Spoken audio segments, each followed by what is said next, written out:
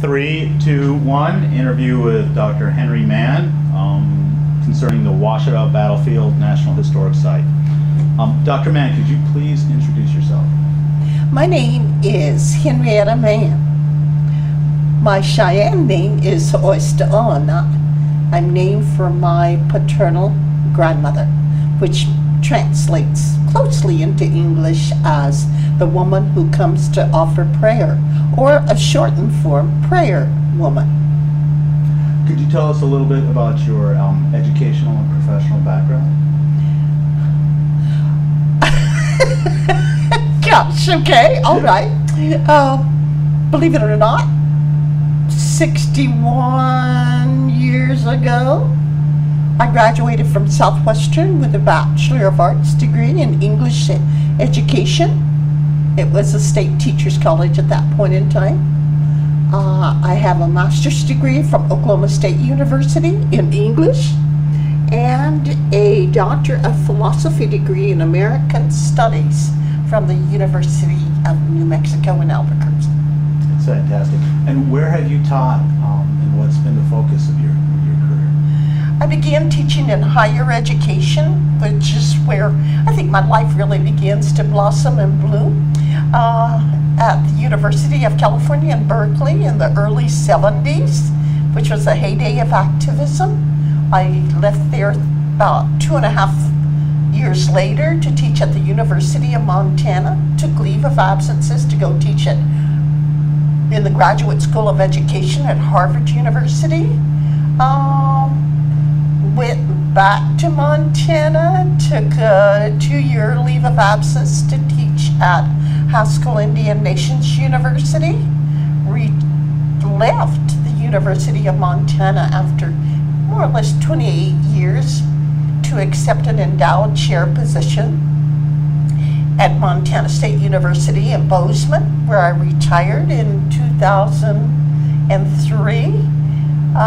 But became the special assistant to President, at that time Jeffrey Campbell, and he retired on me when I came down here to assist in helping the Cheyenne and Arapaho tribes establish their tribal college. And Dr.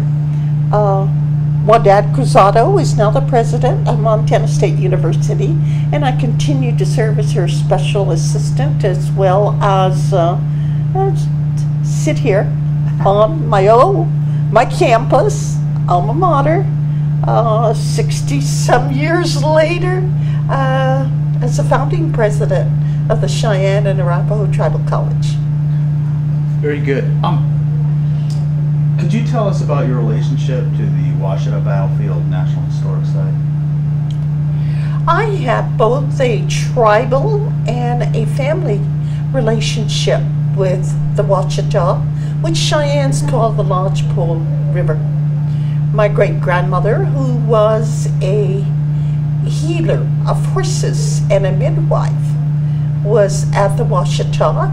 She had been at Sand Creek 4 years earlier and was in those camps when Black Kettle and his people, her family traveled with him, were attacked initially by Colonel John Milton Chevington in Sand Creek, but by soldiers this time at the Ouachita under the command of George Armstrong Custer. So that I essentially am a descendant of a survivor of 2 tribal massacres. Her name was White Buffalo Woman. This is my grandfather's mother. And I have that kind of family connection as well as a tribal connection to the Ouachita, which really is indicative of the policy of the time in terms of annihilation, extermination, and was intended to exterminate the indigenous peoples of this land. From a cultural and historic perspective, what do you think students or future students should consider when reflecting on this National Historic Site? American Indians have this view of history as a living history. We don't have this context of something just being entirely in the past, living for the present, and having no relevance to the future. We carry our history, our ways, our experiences with us as we go along. And I think students need to become very much aware of that differing concept of our past or history, if we can use that term. It is important to remember, as one of our elders has said, that a people without a history are like leaves blowing in the wind, meaning that they have no sense of where they have been, which influences where they're going to go or how they're going to behave when they come into a different place, a different space, a different way of living. And so students need to know our history as Cheyennes, as Arapahoes, two allied nations, and it is important for them to become very knowledgeable of this experience so that they too can pass that knowledge down to their descendants, because our young people today are our future leaders, and they are also responsible for carrying our history, our cultures, our languages with them into tomorrow, which is really an awesome responsibility.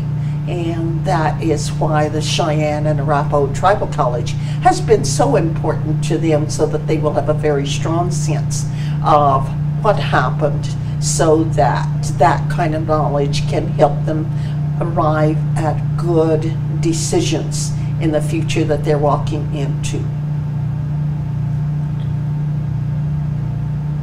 Could you address the controversies surrounding the evolution of this historic site?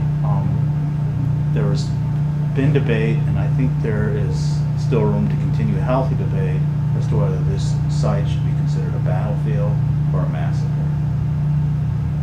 I think we as the United States of America have a certain kind of cultural amnesia.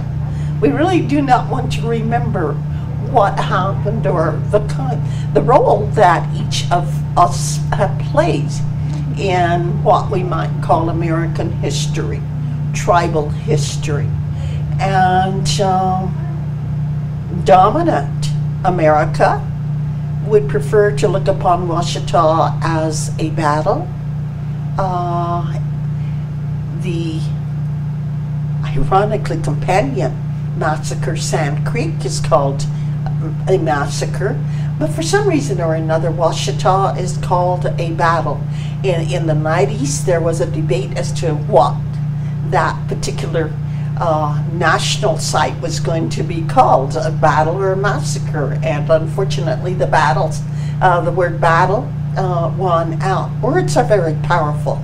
Massacre would have really indicated the kind of scorched earth in the wintertime policy that the government held toward American Indians. And so it seems to be that for those that were attempting to memorialize what happened to a people, that it was much more sanitary to call it a battle rather than a massacre.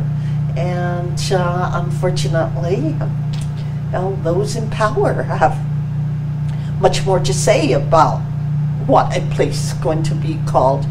And we, as the people who were there and whose ancestors were getting massacred, did not have that kind of a position from which to operate. We were given a place at the table, we were given a voice, but ultimately in the end, it became a battle. How do you think the National Park Service should create or promote a balance between a historical site seen as a tourist destination and what's essentially living history, sacred place for the people who have been there? I think it's going to take a group of brave-hearted national park employees to dare to present one side of the debate that says this is a massacre. Unfortunately, I don't know that we have reached that point in our history to begin to incorporate in places like the Washita a more objective view of programs, exhibits, and to be more honest and to have some kind of cultural integrity. I think really essentially we all need to go back to the drawing table and say, how do you as Cheyennes view this? What happened here? Who was killed here? I mean, not only were we massacred there, 53 women and children were taken prisoners, but the slaughter did not stop there. They had to kill the entire Cheyenne pony herd because they wanted to limit our mobility. They wanted to take away that animal that really gave us a certain freedom and carried us into what we call the blue vision, meaning the blue shadow distances. And I find it difficult to understand why those four-legged relatives of fires had to be slaughtered along with us as a people. The prisoners of war were taken and kept for about 6 months. And what is tragic wasn't men, it was women, and it was children. So I think we need to present that point of view too, and to really create an open forum where all sides of history can be presented rather than a one-sided view of a battle. And one final question. Often, as presented in textbooks and to our students, 19th century history of American Indians is often presented as an endpoint. Could you speak to the living cultures of Native Americans today?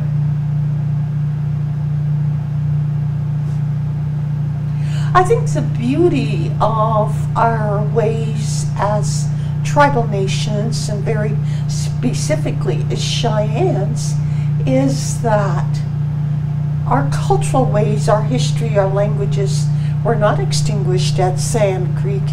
They were not even extinguished at the Washita. We continue to carry them right now.